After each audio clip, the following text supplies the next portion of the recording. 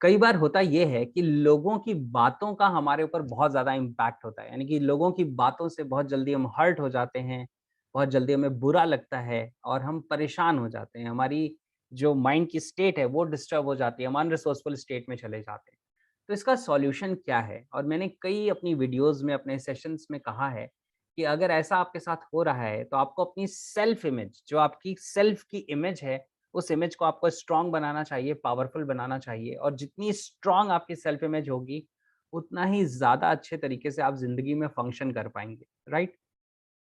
आपको लोगों के ओपिनियन से उतना ही कम फ़र्क पड़ेगा।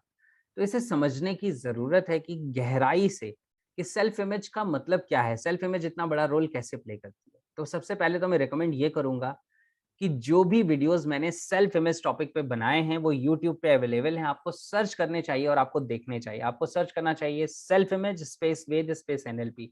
आपको मेरे वीडियोज़ मिल जाएँगे। दूसरी जो चीज़ है, जो मैं बताने जा रहा हूँ, वो ऑलरेडी मैंने अपने वीडियोज़ में बताया है, लेकिन फिर भी मैं दोबारा एक्सप्लेन कर रहा हूँ कि सेल्फ इमेज एक्चुअली स्ट्रॉन्ग कैसे बनती है? सेल्फ इमेज को हम पावरफुल कैसे बनाएँ? ध्यान से समझिए।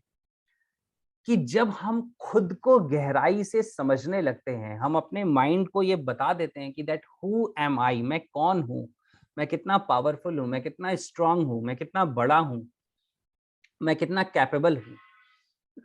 तो फिर लोग आपके बारे में क्या कहते हैं, इस ओपिनियन का आपके ऊपर फ़र्क पड़ना बंद हो जाता है। मैंने प्रैक्टिकली ये ऑब्ज़र्व किया है कि जब मुझे लोग बहुत सारे ये कहा करते थे कि तुम जिस डायरेक्शन में जा रहे हो या तुम जो चीज़ें कर रहे हो वो पॉसिबल नहीं है, वो नहीं हो पाएगा, वो प्रैक्टिकल नहीं है, तुम अपना करियर खराब करने वाले हो। तो हमेशा मेरे अंदर से एक आवाज़ आती थी, हमेशा अंदर से एक फीलिंग आती थी कि इट इज़ योर ओपिनियन। जैसा आपको लग रहा है ये आपका ओपिनियन है, that is not the reality because you don't know me but I know my self. आपको मेरे बारे में नहीं पता, लेकिन मुझे अपने बारे में बहुत अच्छे से पता है, राइट? तो ये क्या है? ये एक सेल्फ इमेज ही है। ये है वो है कि हम खुद को क्या समझते हैं। तो जब हम खुद को पावरफुल समझते हैं, तो हमारी ज़िंदगी के डिसीज़न्स वैसे हो जाते हैं, हमारे एक्शन वैसे हो जाते हैं। फिर लोगों की ओपिनियन का हमें फ़र्क पड़ना बंद हो जाता है, राइट? जैसे मैं एग्ज़ाम्पल देता हूँ कि अगर आपको कोई ये कहता है कि आपके सर पे 2 सींग निकले हुए हैं, तो क्या आप यकीन कर लेंगे? आप नहीं यकीन करेंगे क्योंकि आप कहेंगे कि मैं जानता हूँ कि मेरे सर के ऊपर कोई सींग नहीं, राइट? अगर आपको कोई कहता है कि आपके पास राइट हैंड नहीं है, तो क्या आप यकीन करेंगे? आप बोलेंगे नहीं, मैं जानता हूँ, I don't believe this, I know this कि I have this right hand, ये राइट हैंड मेरे पास है। तो मुझे इसको बिलीव करने की ज़रूरत नहीं है, this is something I know. तो जब आप खुद को जानते हैं, तो आपको खुद के बारे में कुछ मानना नहीं पड़ता या लोग आपके बारे में क्या मानते हैं, उससे फ़र्क नहीं पड़ता। तो you need to know yourself, आपको क्या करना है? खुद को जानना है। जब आप खुद को जानने लगते हैं, खुद को पहचानने लगते हैं, अपने खुद के बारे में स्ट्रॉन्ग पॉजिटिव बिलीव्स क्रिएट करते हैं, जिनको आप सच साबित कर लेते हैं खुद के लिए, जिनको आप सच मानने लगते हैं, यकीन कर लेते हैं और आपको ये फीलिंग आ जाती है कि this is not something I know, यानी ये सिर्फ मैं मानता नहीं हूँ, ये मैं जानता भी हूँ खुद के बारे में। और जब जानेंगे कैसे? ध्यान से समझिएगा।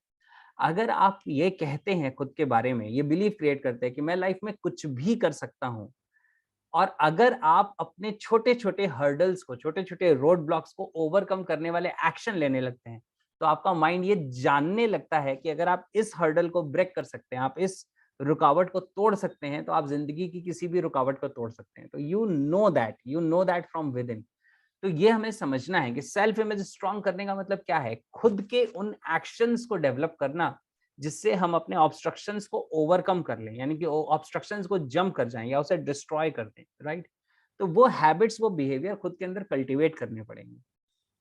अपनी थॉट प्रोसेस पे वर्क करना पड़ेगा। लोगों के नेगेटिव स्टेटमेंट्स को हमें ये कहना पड़ेगा दिस इज़ योर ओपिनियन। जब हम इस तरह का थॉट प्रोसेस डेवलप करेंगे, तभी हम अंदर से स्ट्रॉन्ग होंगे। जब हम खुद अंदर से स्ट्रॉन्ग होते चले जाएँगे, तब हमें लोगों की ओपिनियन का कोई फ़र्क नहीं पड़ेगा, राइट? ये बहुत ही ज़्यादा पावरफुल है और बहुत ज़्यादा इम्पोर्टेंट है, इसे समझने की ज़रूरत है। I hope this is making sense. और मैं एक स्टोरी शेयर करता हूँ यहाँ पे आपके साथ और मुझे पता है कि स्टोरीज़ आप सबको पसंद हैं। और मैंने ये स्टोरी पहले भी शेयर की है, फिर से शेयर करता हूँ कि एक बार क्या होता है कि जो सिकंदर है, अलेक्जेंडर, सिकंदर अपनी जो विश्व विजय की यात्रा है, उसपे बाहर निकले होते हैं। उनको विश्व को विजय करना था, दुनिया को जीतना था। लेकिन उन्हें पता चलता है कि एक फिलोसफर हैं, एक उस अपने समय के एक फ़कीर हैं, एक संत हैं जिनका नाम है डायोजनीज़। और डायोजनीज़ के बारे में दुनिया में बहुत सारी बातें की जाती है। डायोजनीज़ के बारे में लोग कहते हैं कि वो बहुत एक ज़्यादा मिरेकुलस पर्सन है, उनकी पर्सनैलिटी में एक स्पार्क है, एक एक अलग ही ऑरा है उनके चारों तरफ, एक अलग ही फीलिंग का माहौल है, एक अलग ही चीज़ है उनकी प्रेज़ेंस में, कुछ ख़ास है। तो सिकंदर हमेशा ये बातें सुनते रहते थे और सिकंदर को अंदर से फीलिंग होती है कि मुझे जाके डायोजनीज़ से मिलना चाहिए। तो डायोजनीज़ से मिलने के लिए जाते हैं। जब डायोजनीज़ से वो मिलते हैं, तो वो कहते हैं कि देखो डायोजनीज़, तुमसे मिलने सिकंदर महान आया है। और डायोजनीज़ बहुत ज़ोर से हँसते हैं, राइट? फिर डायोजनीज़ से सिकंदर कहते हैं कि मैं ऊपर वाले से कहूँगा कि अगले जन्म में मुझे सिकंदर ना बनाना, डायोजनीज़ बनाना।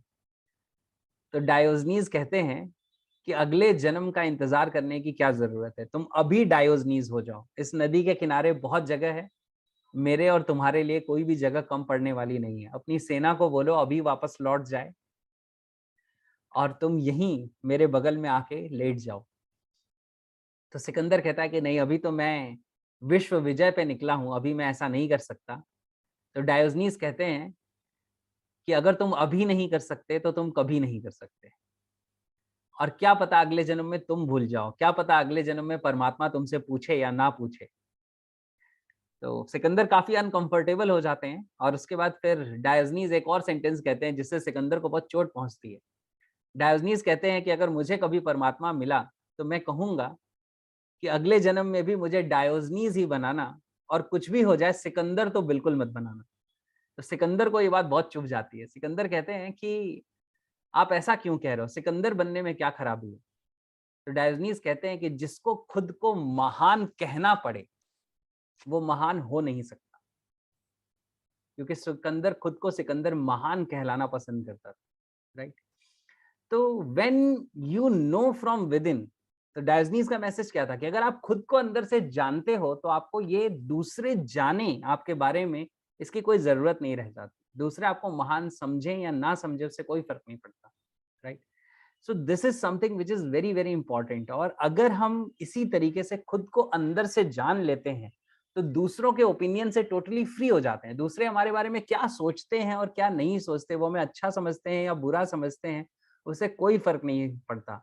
लोग मुझे सक्सेसफुल समझते हैं या अनसक्सेसफुल समझते हैं, इससे कोई फर्क नहीं पड़ता। फर्क इस बात से पड़ता है कि मैं अंदर से कौन हूँ, राइट? और इस बात को ही हमें समझना है। और अगर ऐसा हम खुद के साथ करना शुरू कर देते हैं, तो we become free from people's opinion. लोगों के ओपिनियन से पूरी तरीके से हम आज़ाद हो जाते हैं, पूरी तरीके से फ्री हो जाते हैं, राइट?